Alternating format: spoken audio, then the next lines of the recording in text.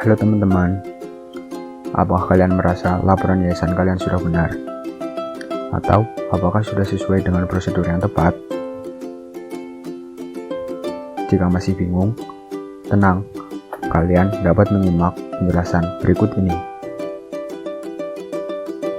Apa itu yayasan? Yayasan merupakan badan hukum yang memiliki maksud dan tujuan yang bersifat sosial, keagamaan, dan kemanusiaan, serta diatur dalam Undang-Undang Nomor 28 Tahun 2004 tentang perubahan atas Undang-Undang Nomor 16 Tahun 2001 tentang yayasan. Yayasan merupakan suatu entitas nirlaba yang tujuan utamanya tidak berorientasi pada keuntungan moneter. Untuk mencapai tujuannya, yayasan menerima sumber daya dari sumbangan anggota atau bantuan dana dari para donatur, anggota organisasi, kreditur, dan pihak lain, sehingga dibutuhkan pencatatan dan pelaporan sebagai bentuk pertanggungjawaban kepada donatur dan mencegah terjadinya penyelewengan penggunaan dana.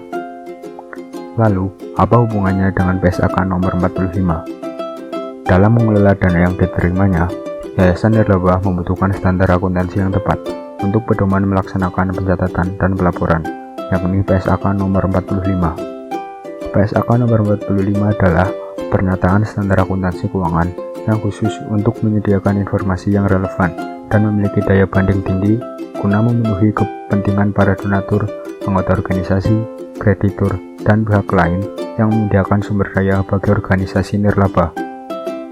PSAK ini mengatur pelaporan organisasi nirlaba mengenai pengakuan, penyajian, dan pengungkapan mengikuti standar akuntansi. Output dari proses akuntansi oleh yayasan adalah laporan keuangan yang menyediakan informasi berguna untuk pengambilan keputusan, baik pihak eksternal maupun internal.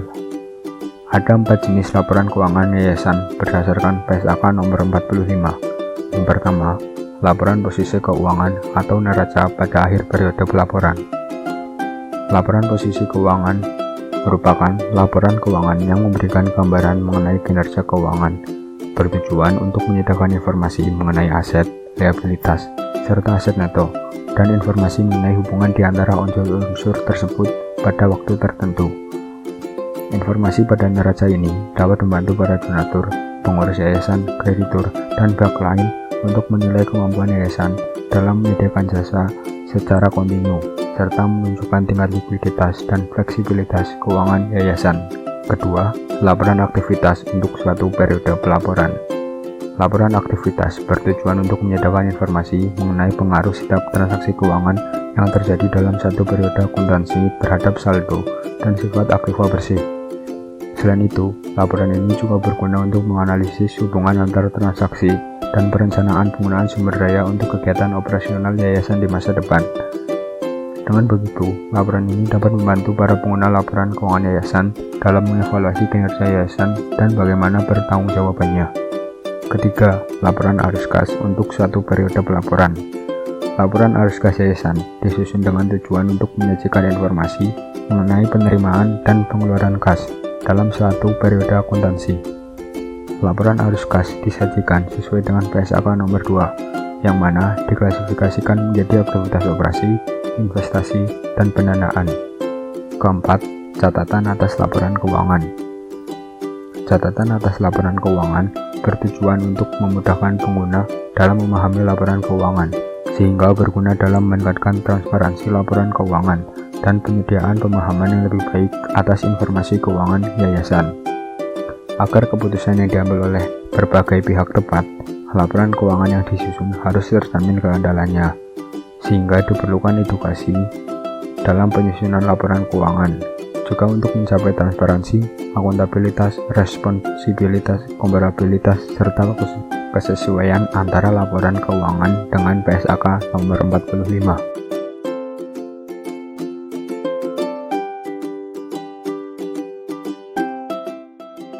Ini adalah tampilan dari sheet daftar akun. Dalam sheet daftar akun terdapat kode, nama akun, pos, serta saldo awal, debit, dan kredit. Pada nama akun terdiri atas aktiva, kewajiban, aktiva bersih, pendapatan, dan biaya atau beban. Saldo awal diisikan pada akun-akun aktiva, kewajiban, dan aktiva bersih. Dalam contoh, terdapat saldo kas dan setara kas sejumlah 23.381.700 berasal dari saldo akhir periode sebelumnya atau bulan sebelumnya. Pada bagian bawah terdapat balance. Jika balance antara debit dan kredit berjumlah sama, maka sudah benar. Langkah selanjutnya adalah menginput transaksi pada jurnal umum, terdiri dari tanggal, nomor bukti, kode akun, nama akun, batasan, debit, kredit, dan keterangan. Batasan terdiri dari tidak terikat, artinya sumber daya yang penggunanya tidak dibatasi untuk tujuan tertentu oleh penyumbang. Terikat sementara artinya sumber daya yang pembatasan penggunaannya dipertahankan sampai dengan periode tertentu atau sampai dengan terpenuhnya keadaan tertentu. Terikat permanen artinya sumber daya yang pembatasan penggunaannya dipertahankan secara permanen. Batasan diisikan pada akun-akun pendapatan dan beban atau biaya. Contoh transaksi pada tanggal 2 Juli 2020, yayasan menerima sumbangan sebesar 200.000, maka akan menginput tanggal 2 Juli 2020, menginput akun-akun yang akan mempengaruhi transaksi, yaitu mendebit kas dan setara kas, dan mengkredit pendapatan sumbangan sebesar debit 200.000 dan kredit 200.000, lalu mengisi batasan pada pendapatan sumbangan. Dalam transaksi ini tidak terikat. Selanjutnya adalah contoh transaksi beban atau biaya. Pada tanggal 30 Juli 2020, yayasan melakukan pembelian bahan pembuatan sate sebesar 170.000, maka akan menginput tanggal 30 Juli 2020, menginput akun-akun yang mempengaruhi transaksi, yaitu mendebit gaya konsumsi dan mengkredit kas dan setara kas sebesar 170.000 debit dan 170.000 kredit. Menginput batasan pada biaya konsumsi dalam transaksi ini adalah tidak terikat.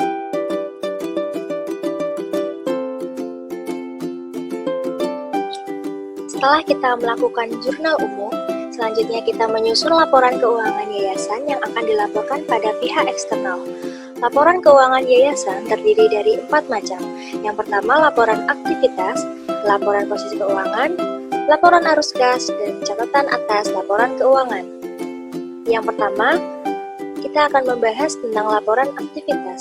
Dalam laporan ini ada 2 komponen penting yang akan kita susun, yaitu pendapatan dan biaya.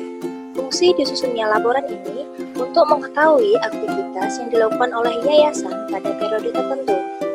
Untuk yayasan sendiri terdapat 2 kategori yang dicatat, yaitu perubahan aktiva bersih tidak terikat dan terkait sementara. Kita hitung terlebih dahulu pendapatan dan penghasilan yang tidak terkait dari jurnal yang telah kita buat sebelumnya. Terdapat 11 juta sekian berasal dari pendapatan sumbangan. Setelah itu kita masukkan biaya pengeluaran tidak terikat sebagai pengurang. Kita input biaya gaji, biaya stationery dan fotokopi, biaya listrik, air, gas, dan telepon, biaya konsumsi, biaya lain-lain, biaya kebutuhan anak-anak, dan hasilnya sebesar 12 juta sekian. Kemudian kita hitung selisih antara pendapatan dan biaya didapat minus 1 juta sekian, yang artinya pengeluaran pada bulan Juli lebih besar daripada pendapatan yang diterima. Kemudian kita bandingkan dengan aktiva bersih tidak terikat awal bulan Juli sebesar 23 juta sekian dan didapat aktiva bersih tidak terikat akhir Juli sebesar 22 juta sekian. Langkah selanjutnya kita menghitung pendapatan dan penghasilan terikat sementara. Sama halnya seperti tadi, kita cek melalui jurnal umum dan didapat pendapatan sumbangan sebesar 4 juta sekian dan tidak ada biaya yang keluar. Sehingga didapat aktiva bersih terikat sementara akhir Juli sebesar 4 juta sekian, kemudian kita jumlah antara aktiva terkait dan tidak terikat didapatkan total aktiva bersih sebesar 26 juta sekian. Laporan kedua yang akan kita susun adalah laporan posisi keuangan.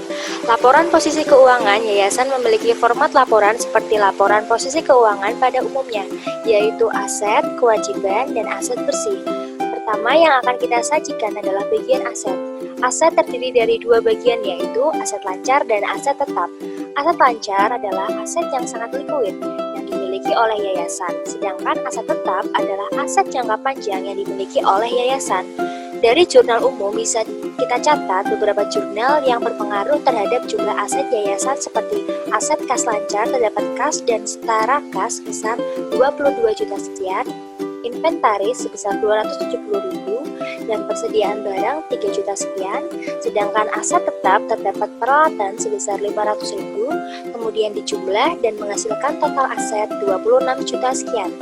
Kemudian, untuk kewajiban, yayasan tidak memiliki hutang maupun pinjaman bank sehingga kita isi 0. Dan untuk aset bersih, kita sajikan sebesar aset tidak terikat dan sementara yang sudah kita hitung pada laporan aktivitas. 3 adalah laporan arus kas yang berfungsi untuk mengetahui aliran kas masuk dan keluar yayasan.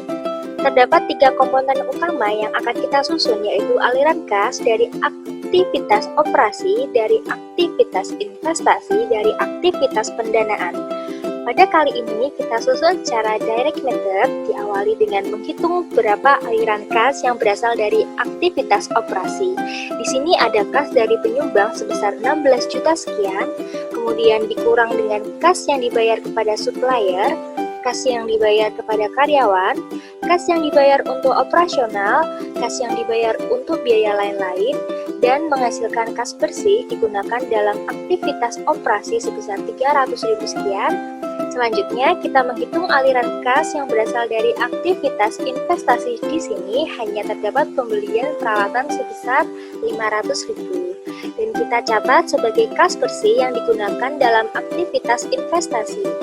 Terakhir, kita hitung aliran kas dari aktivitas pendanaan, dan ternyata di sini tidak ada aktivitas pendanaan yang terjadi, sehingga kita isi 0. Setelah itu, kita jumlah dan menghasilkan penurunan bersih dalam kas sebesar 800.000. Kemudian kita bandingkan antara kas awal Juli dan akhir Juli untuk mengecek kesesuaian aliran kas.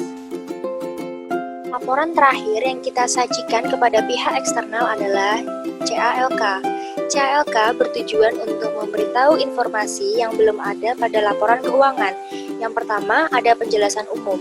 Biasanya berisi mengenai lokasi dan kapan teruntuknya suatu entitas. Kemudian, kebijakan akuntansi apa yang dipakai dalam penyusunan laporan keuangan seperti dasar pencatatan dan pembukuan yayasan yang dilakukan secara historis. Selanjutnya, terdapat pos laporan baik laporan posisi keuangan, laporan aktivitas, dan laporan arus kas yang berisi informasi mengenai jumlah akhir baik aset, jumlah pendapatan, jumlah biaya, jumlah arus kas, dan lain-lain.